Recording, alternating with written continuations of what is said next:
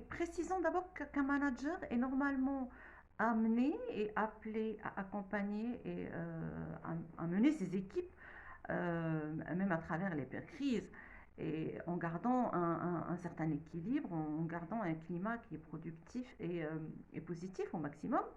Et donc, c'est l'essence même de sa mission au sein de l'entreprise. Et un bon manager, rappelons-le, c'est un manager qui est proactif, c'est un manager qui sait aussi s'adapter aux situations qui arrivent et qui connaît bien ses équipes. Et quand on connaît bien ses équipes, évidemment, on connaît le rythme de tout un chacun et on peut quand même connaître les attitudes, les comportements des uns et des autres. On peut parfaitement maintenir un climat stable et un bon équilibre et une bonne marche quand on connaît ses équipes par cœur. Et disons aussi que le ramadan, on l'a déjà dit dans la capsule précédente, mais rappelons-le encore une fois, ce n'est pas un événement qui est imprévu, qui tombe comme ça au beau milieu de l'année. On a le temps de prévoir, de programmer, de réorganiser le quotidien autour de ce qui peut arriver comme baisse de productivité, mais aussi des risques de conflits et de malentendus et d'irritabilité des uns et des autres.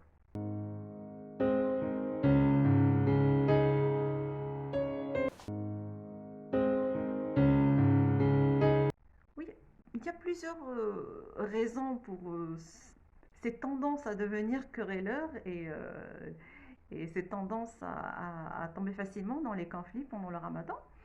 Euh, il y a d'abord le côté comportement et attitude, et on en a parlé dans la capsule précédente, le côté croyance et comportement et attitude. Mais il y a aussi le côté vraiment physique, c'est-à-dire on ne peut pas on peut pas le nier, il existe vraiment. Il y a des personnes qui souffrent physiquement et par rapport au changement déjà de rythme de vie, le manque de sommeil, ça rend irritable, ça rend anxieux. Le manque de sommeil, ça a été à un moment donné un moyen de torture. Et donc le manque de sommeil peut vraiment déclencher comme ça de l'agressivité, de l'irritabilité, voire même de la dépression à long terme. Il y a le manque de sommeil, il y a aussi la consommation d'aliments riches en sucre. Et on sait que les aliments riches en sucre euh, peuvent rendre les gens un peu nerveux. D'ailleurs, c'est pas pour rien qu'on recommande d'interdire les aliments sucrés aux enfants hyperactifs.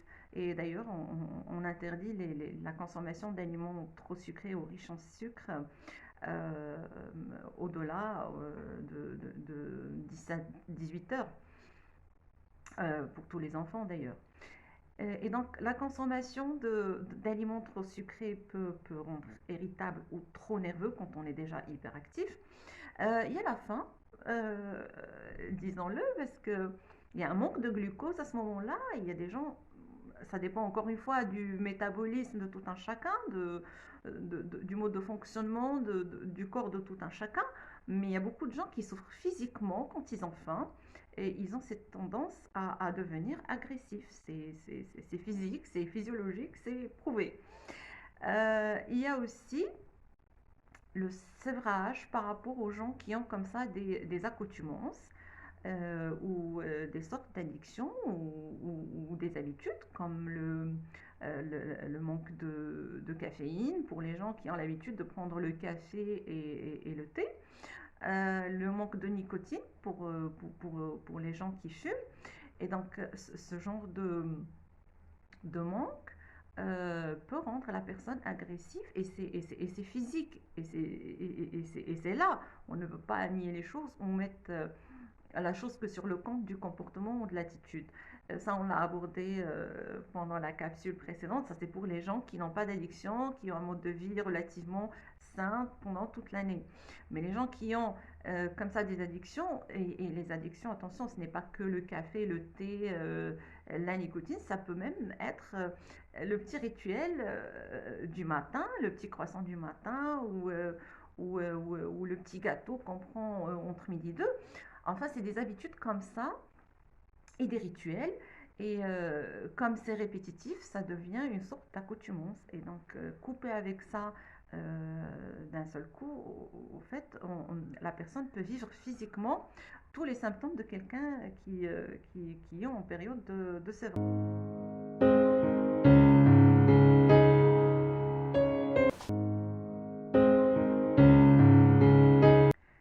Mais alors, pour éviter ce genre de situation conflictuelle, il est important de s'y préparer en anticipant. Comme on a dit, un bon manager, il est proactif. Et donc, on a le temps de préparer ça en amont.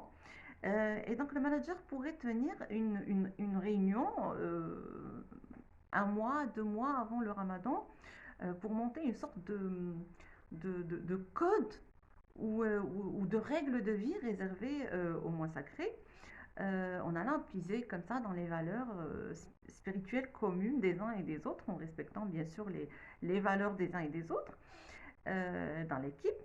Euh, il pourrait aussi proposer des phrases ressources, parce qu'il s'agit aussi de la programmation neurolinguistique, proposer comme ça des phrases ressources qu'on peut se répéter à ces moments où la tension commence à monter, où on sent qu'on est arrivé au bout de notre seuil de tolérance. Avoir comme ça des phrases déjà préparées qu'on peut se répéter à ce moment-là quand on sent que la tension elle est en train de monter. Euh, il pourrait aussi détecter comme ça les sources de conflits prévisibles, parce qu'une personne, bien sûr, qui physiquement souffre pendant le ramadan d'un manque de nicotine, d'un manque de caféine, c'est une personne qui est beaucoup plus prédisposée à devenir conflictuelle ou qui aurait tendance à être querelleuse. Et donc détecter comme ça les sources de conflits prévisible, comme ça peut aussi être un caractère qu'on connaît déjà chez la personne. On peut avoir dans les équipes des personnes de nature colérique et ça peut s'accentuer ou s'amplifier pendant le mois sacré avec tous les changements et le rythme de vie qui change. Et donc les détecter et ces personnes prendre la peine de leur rappeler chaque matin avant les réunions le code et les phrases ressources à se répéter pour se calmer le moment où on sent que la tension monte. Euh, on pourrait aussi faire un travail de sensibilisation concernant les accoutumances et les addictions, même bénignes, même le café et la cigarette, et expliquer l'importance de commencer à diminuer la dose 1 ou 2 mois avant le mois sacré, euh, en décalant un peu le moment où on prend notre dose quotidienne, en diminuant aussi la dose jusqu'à ce moment où on s'en passe complètement. Mais aussi concernant le mode de vie sain, équilibré, qui est recommandé pour tout le monde d'ailleurs, même quand on n'a pas d'addiction, un bon sommeil, une bonne alimentation, respecter son corps, respecter ce que notre corps nous dit, parce que notre corps il parle quand on prend trop de sucre, quand on prend trop de gras, on le ressent directement dans cette lourdeur qu'on a et dans cette fatigue, cette paresse, et des fois même dans notre manière de nous comporter dans la journée. Et donc faire attention à ces signes-là et faire un travail de sensibilisation par rapport à un mode de vie sain qui nous permettrait de garder une bonne santé morale et physique et de garder le rythme pendant le ramadan. Et ce travail d'accompagnement ou de sensibilisation, il peut être fait de manière directe par le manager ou par un expert qu'on pourrait appeler pour cette mission.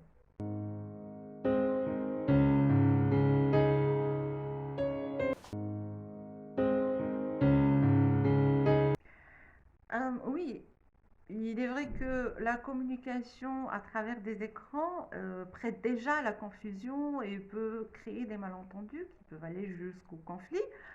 Euh, mais aussi l'écran, on a l'impression que ça donne plus de frustration ou d'audace des fois. Et ça peut amplifier l'agressivité. Donc oui, ça c'est totalement vrai. Et dans ce cas précis, il est important de prendre la peine de faire un cadrage au quotidien, au démarrage des réunions ou des rencontres visuelles. Prendre la peine de poser le cadre, de faire un bon cadrage, de rappeler les règles de vie établies, ce qui est acceptable, ce qui n'est pas acceptable, rappeler éventuellement les phrases ressources qu'on avait préparées à l'occasion, à se rappeler les moments où on sent la tension monter. On pourrait aussi euh, rappeler à l'ordre pendant la réunion, pendant la rencontre visuelle, rappeler les personnes à l'ordre et les recadrer quand on sent que ça peut déraper. On sent vraiment quand la personne est au bout de son seuil de tolérance ou quand la tension commence un peu à monter, on le ressent. Et donc, ne pas hésiter à recadrer et ramener la personne à ses règles de vie établies, lui rappeler la phrase ressource à se répéter à ce moment-là où ça commence à monter un petit peu. Et refuser aussi de prendre part à tout conflit ou laisser un conflit prendre place quand on est en train d'échanger de manière professionnelle. Euh, mais il est important de ne pas refuser de prendre part à ce conflit ou empêcher le conflit de prendre place. Ça ne veut pas dire qu'on va se positionner en tant que personne qui agresse l'autre. Non. Il s'agit de cadrer, de recadrer, mais aussi d'accueillir quand on sent que la personne commence à poser des jugements, à faire des critiques aux autres ou à devenir un peu agressif.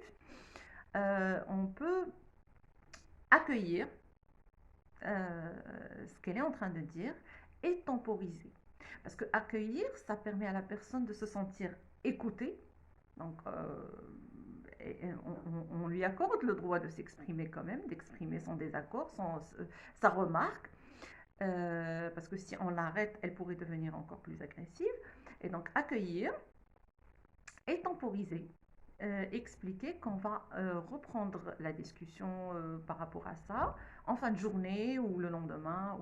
Et donc, par exemple, dire oui, j'entends bien ce que vous dites, je prends note, je comprends, c'est une manière d'accueillir.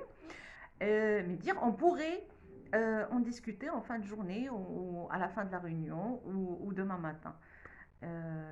Donc cette manière d'accueillir et de temporiser, ça peut permettre d'éviter les conflits au tout début et de les contrôler. Parce que la personne ne se sent pas agressée, on ne l'arrête pas dans son élan, on ne fait que accueillir ce qu'elle a à exprimer,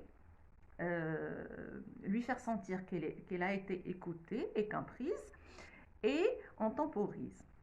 Et généralement, quand on temporise, la personne elle a le temps de se calmer, de prendre un moment de réfléchir à la chose, elle a le temps de faire autre chose et de virer son attention vers autre chose. Et généralement, quand on revient pour discuter de la situation, elle est déjà beaucoup plus calme, elle a déjà eu le temps de souffler et de voir les choses autrement.